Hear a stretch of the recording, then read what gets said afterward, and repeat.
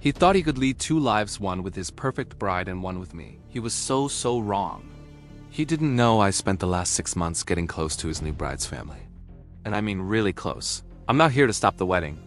I'm here to provide the guest entertainment. Let's just say the video montage I prepared isn't about their childhood. This is the story of how I orchestrated the most epic wedding takedown you'll ever hear. It all started when I discovered the truth. My boyfriend of 5 years wasn't just my boyfriend. He was also a fiancé to someone else. The rage was immediate, but I knew a simple confrontation wouldn't be enough. I wanted something more. Something that would dismantle the fake world he had so carefully built. That's when I came up with what I call the infiltrator method. My mission? To become the best friend of my enemy. I found the bride's social media. It wasn't hard. She was a yoga instructor, and I suddenly developed a deep passion for vinyasa flow. I started attending her classes, making sure to position my mat near hers.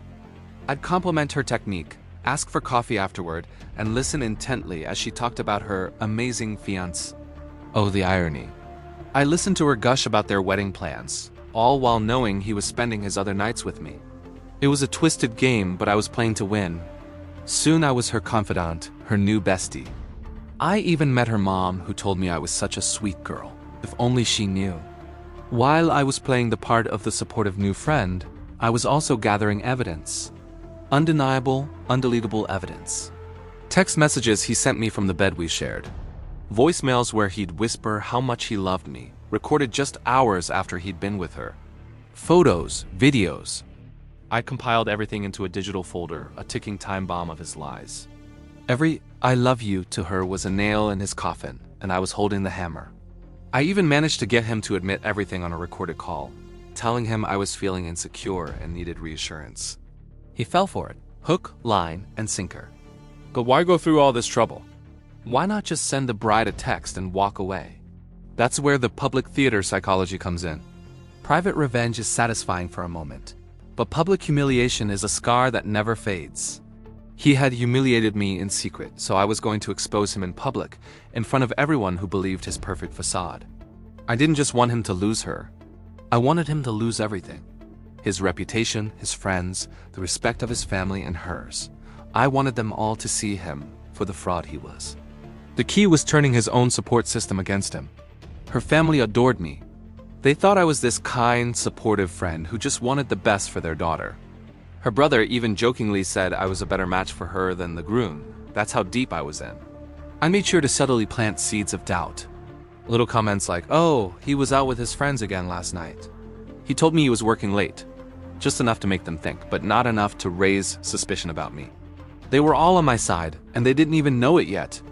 The wedding day arrived. I was there, dressed to the nines, a guest of the bride's family.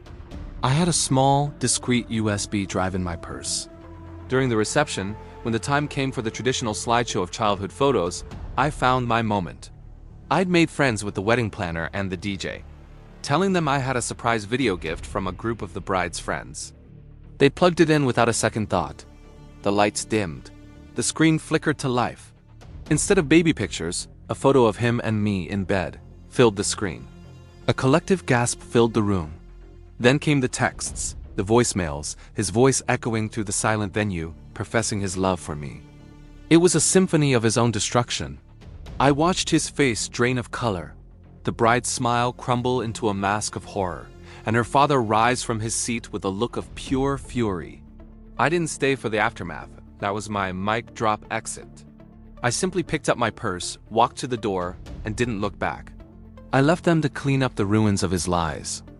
I didn't do it to be cruel. I did it to get justice for the years he stole from me. And let me tell you, it was the most satisfying closing chapter one could have ever written. Thanks for listening to my story. It's a wild one, I know.